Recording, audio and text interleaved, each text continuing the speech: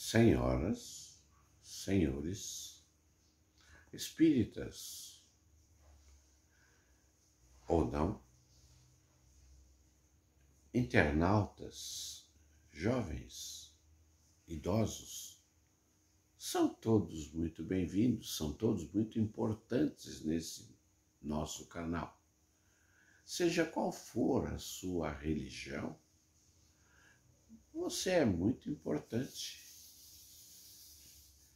Estamos, mais uma vez, desejando toda a paz de Deus no seu coração e na sua vida. Estamos querendo agradecer a Deus, nosso Pai Criador, querendo agradecer a presença amiga do Divino Mestre Jesus e querendo agradecer aos amigos espirituais por mais dessa oportunidade de estarmos juntos e agradecer a eles pelo trabalho intenso de preparar o nosso ambiente, de preparar o nosso dia, de preparar, enfim, para que nada venha prejudicar esse trabalho. E agradecer especialmente a sua paciência e a sua visualização. Estamos, como você já sabe, iniciando o livro dos Médiuns, de Allan Kardec. E estamos na primeira parte, Noções Preliminares, capítulo 1. A pergunta é: existem espíritos? Então nós estamos iniciando esse trabalho. Peço a todos e agradeço a todos pela paciência. Existem espíritos? A causa principal da dúvida sobre a existência dos espíritos é a ignorância da sua verdadeira natureza. Imaginam seus espíritos como seres à parte da criação, sem nenhuma prova de sua identidade, de sua necessidade. Muitas pessoas só conhecem os espíritos através das histórias fantasiosas que ouviram em crianças, mais ou menos como as que conhecem, histórias pelos romances. Não procuram saber se essas histórias desprovidas do pitoresco podem revelar um fundo verdadeiro, ao lado do absurdo que as choca, mas se dão ao trabalho de quebrar a casca de nós para descobrir a amêndoa. Assim, rejeitam toda a história, como fazem os religiosos, que, chocados por algum abuso, afastam-se da religião. Seja qual for a ideia que se faça dos espíritos, a crença na sua existência decorre necessariamente do fato de haver um princípio inteligente no universo, além da matéria. Essa crença é incompatível com a negação absoluta do referido princípio. Partimos, pois, da aceitação da existência,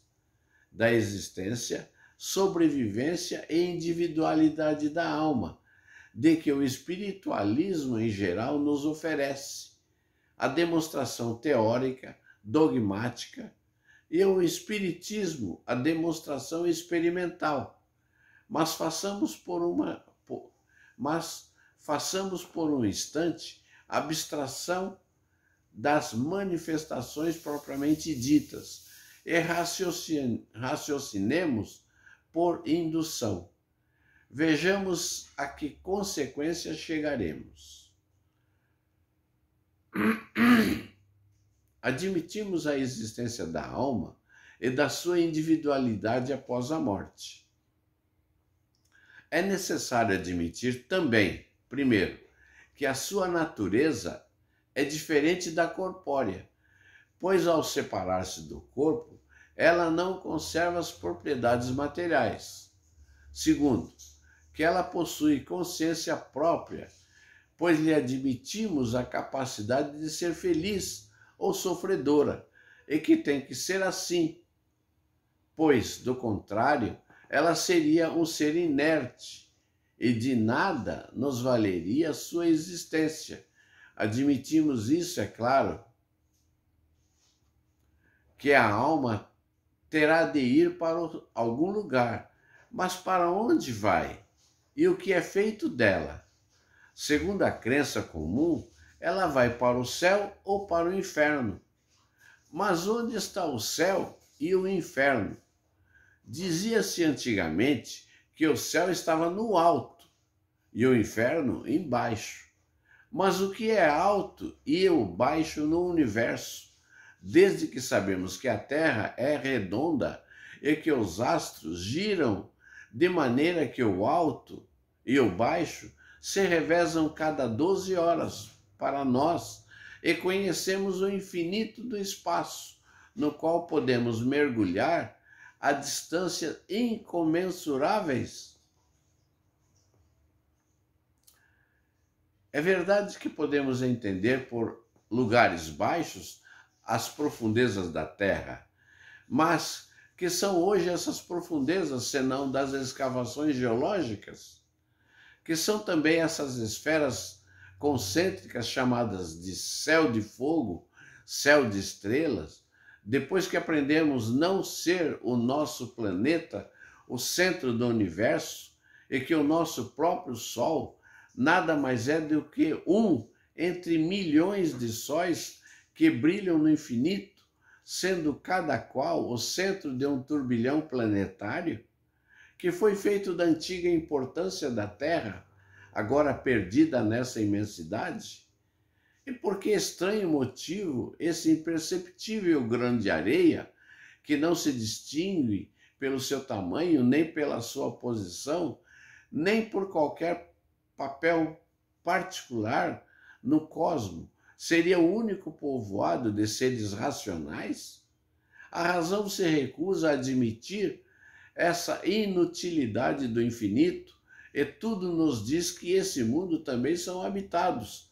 E se assim é, eles também fornecem os seus continentes para o mundo das almas. Então, voltamos à pergunta: em que se tornam as almas depois da morte do corpo e para onde vão?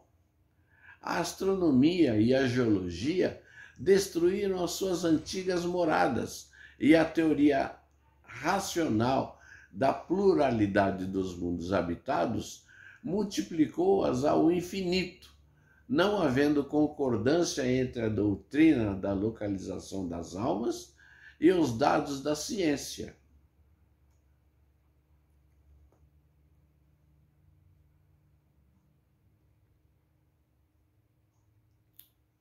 Há nisso temos de aceitar uma doutrina mais lógica, que não lhe marca essa ou aquele lugar circunscrito, mas dá-lhe o espaço infinito e todo o mundo invisível que nos envolve e no meio do qual vivemos rodeados por elas. Há nisso alguma impossibilidade, qualquer coisa que repugne a razão? Nada, absolutamente tudo nos diz, pelo contrário, que não pode ser de outra maneira, mas em que se transformam as penas e recompensas futuras. Se as almas não vão para determinado lugar, vê-se que a ideia dessas penas e recompensas é absurda e que dá motivo à incredulidade. Mas entendemos que as almas, em vez de penarem ou gozarem em determinado lugar, carregam em seu íntimo a felicidade ou a desgraça, pois a sorte de cada um depende de sua condição moral, e que a reunião das almas boas e afins é um motivo de felicidade, e tudo se tornará moral, e tudo se tornará mais claro. compreendamos que, segundo o seu grau de pureza, elas percebem e têm visões inacessíveis, as mais grosseiras, que somente pelo esforço que fazem para se melhorarem e depois das provas necessárias podem atingir os graus mais elevados, que os anjos são as almas humanas que chegaram ao grau supremo e que todos podem chegar até lá, através da boa vontade. Que os anjos são mensageiros de Deus, incumbidos de zelar pela execução de seus desígnios em todo o universo, sendo felizes com essa missão gloriosa. Perdão. E a felicidade de após-morte será uma condição útil e aceitável, mas atraente para a inutilidade perpétua da contemplação eterna. E os demônios? Compreendamos que são almas de criaturas más, ainda não depuradas, mas que podem chegar, como as outras, ao estado da pureza, e a justiça e a bondade de Deus se tornarão racionais, ao contrário do que se apresenta a doutrina de seres criados para o mal de maneira irrevogável. Eis, afinal, o que a mais exigente razão, a lógica mais rigorosa, o bom senso, numa palavra, podem admitir. Perdão. Como vemos, as almas que povoam o espaço são precisamente o que chamamos de espírito. Assim, os espíritos são apenas as almas humanas despojadas de seu invólucro corporal. Se os espíritos fossem seres à parte na criação, sua existência seria mais hipotética.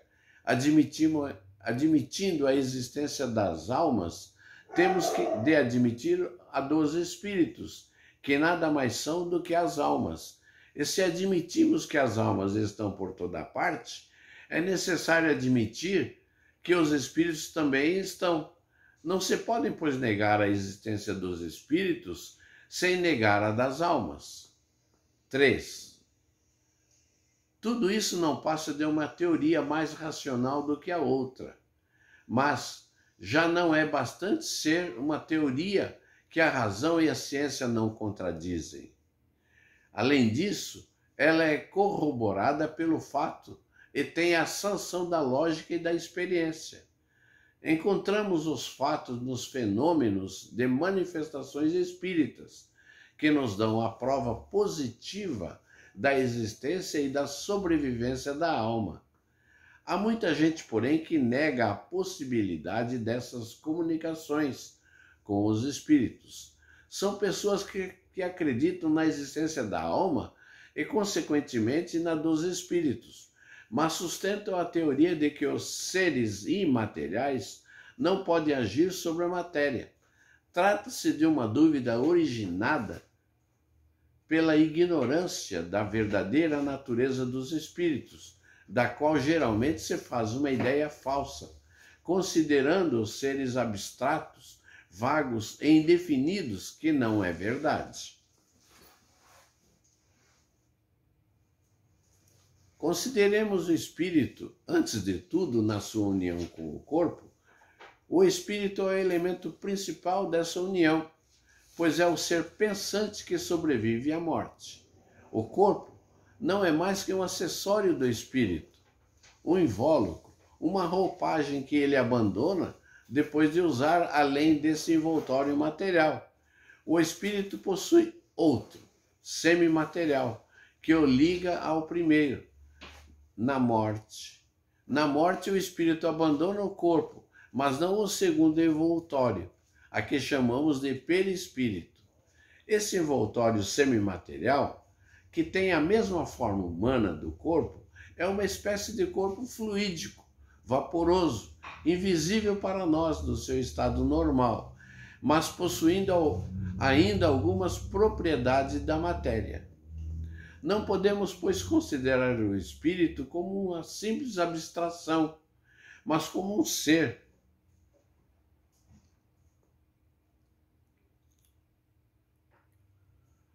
Ou como um ser limitado e circunscrito, a que só falta ser visível e palpável para assemelhar-se às criaturas humanas. Por que não poderia ele agir sobre a matéria, pelo fato de ser fluídico o seu corpo? Mas não é entre os fluidos mais rarefeitos, como a eletricidade, por exemplo, e os que se consideram mais imponderáveis, que encontramos as mais poderosas forças motoras? A luz imponderável não exerce ação química sobre a matéria ponderável? Não conhecemos ainda a natureza íntima do perispírito, mas podemos supor-o constituído de substância elétrica ou de outra espécie de matéria tão sutil como essa? Porque separado não poderia agir da mesma maneira, dirigindo pela vontade? 4. A existência de Deus e da alma, consequência uma da outra, constitui a base de todo o edifício do Espiritismo. Antes de aceitarmos qualquer discussão espírita, temos de assegurar-nos se o interlocutor admite esta base. Se ele responder negativamente às perguntas, crê em Deus, crê na existência da alma, crê na sobrevivência da alma após a morte, ou se responder simplesmente, não sei, desejava que fosse assim, mas não estou certo, que geralmente equivale a uma negação delicada, disfarçada para não chocar bruscamente o que ele considera preconceitos respeitáveis. Seria inútil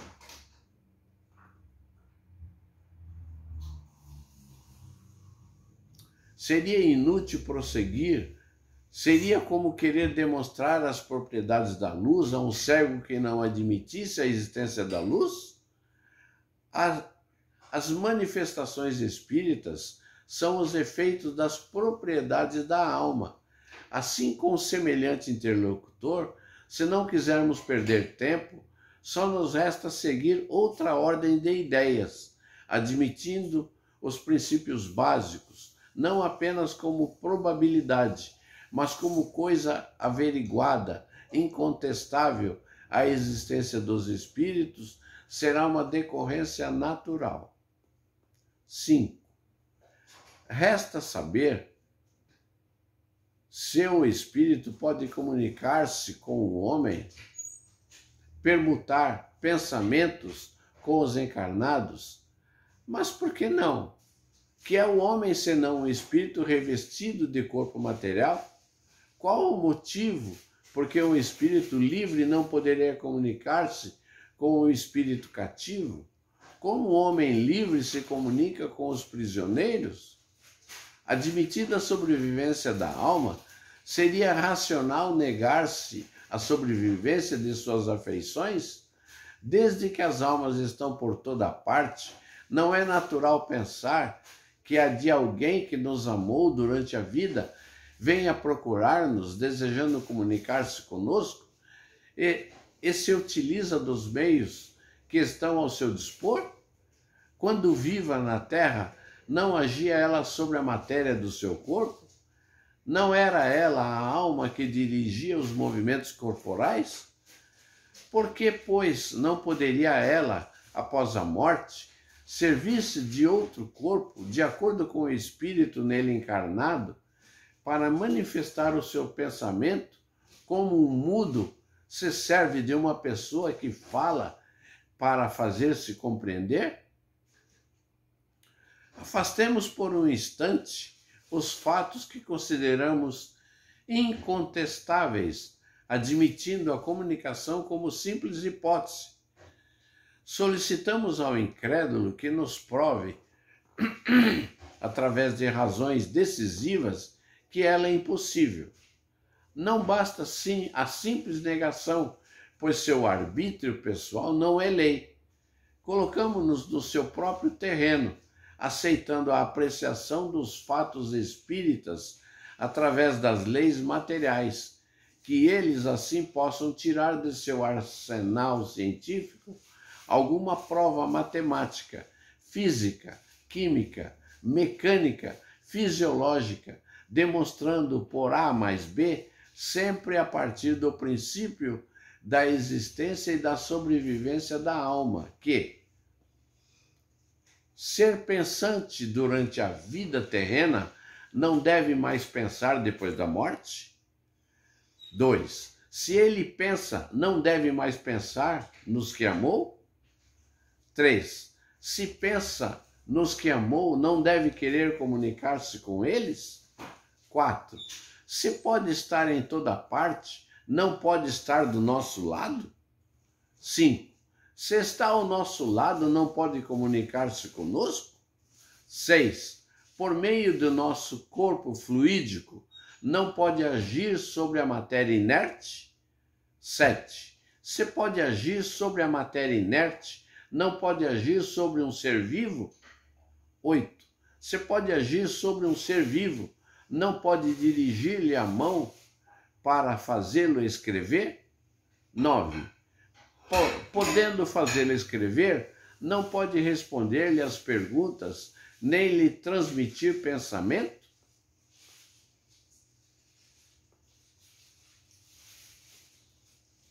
Quando os adversários do Espiritismo nos demonstrarem que tudo isso não é possível, através de razões tão evidentes como a de Galileu, para provar que o Sol não girava em torno da Terra, então poderemos dizer que as suas dúvidas são fundadas, mas até hoje, infelizmente, toda a sua argumentação se resume nessas palavras: não creio nisso, porque é impossível. Eles retrucarão sem dúvida que cabe a nós provar a realidade das manifestações. Já lhe demos as provas pelo fato e pelo raciocínio. Se recusam umas e outras e se negam até mesmo os que veem, cabe a eles provar que os fatos são impossíveis e que o nosso raciocínio é falso.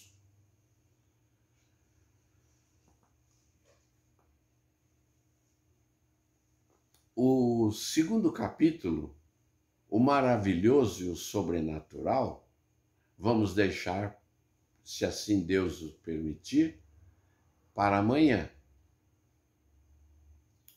Queremos agradecer mais uma vez a sua paciência. Agora, se por acaso você tenha ficado curioso, podemos estudar juntos.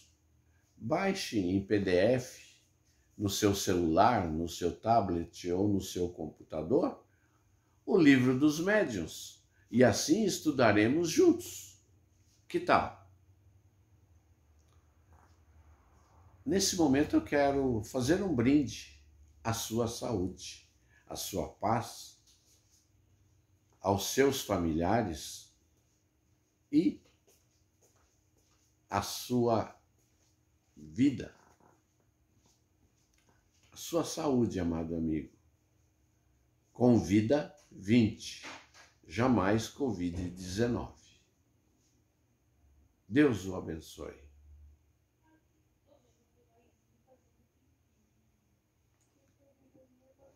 Fique com Deus. Escolha sempre a companhia do Pai Criador. Ah, uma coisinha. Hoje é quinta-feira. A vida que segue.